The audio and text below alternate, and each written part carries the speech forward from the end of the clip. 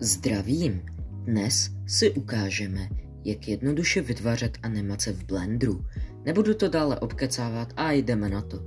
První si řekneme, s čím budeme pracovat. Musíte mít nejdříve nějaký objekt, který budete animovat. Dále nás bude zajímat časová osa a nakonec nás bude ještě zajímat kamera. Konkrétně přesné nastavení kamery si ukážeme v dalším videu. Nejprve před děláním jakékoliv animace jděte v levé liště do Output Properties a tam nastavte framerate. Kdybyste totiž po vytvoření animace změnil framerate, mohlo by to animaci nějak zdeformovat, třeba by byla rychlejší či pomalejší. Dále upravte framerate, konkrétně end tam, kde chcete, aby animace skončila. Toto nastavení můžete upravit i po udělání animace samotné. Teď už k vytvoření samotné animace. Vyberte objekt, který chcete animovat. Já pro nejjednodušší představu použiju krychly. Napolohujte objekt tak, jak chcete, aby vypadal na začátku animace. Můžete měnit pozici objektu, rotaci a velikost.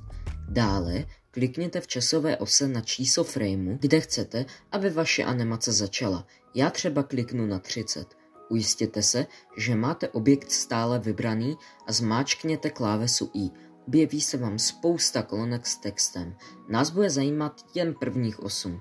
Momentálně v uvozovkách ukládáme nastavení objektu, takže rotace, velikost, pozice, které bude uloženo právě v 30. frameu. Můžete v uvozovkách uložit buď jen scale, nebo jenom rotation, nebo location, nebo například můžete uložit všechno dohromady. Já tady uložím všechno dohromady. Klikněte tedy na to, co chcete v uvozovkách uložit. A jak vidíte, na časové ose se nám zobrazil oranžový bod. Nyní se přesuňte na frame, kde chcete, aby se parametry objektu změnily.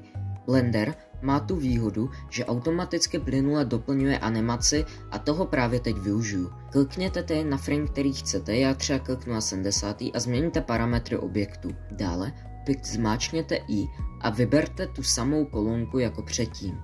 Když si teď animaci pustíte od začátku, tak jak vidíte, koska se plynule zvětšila, přesunula a natočila.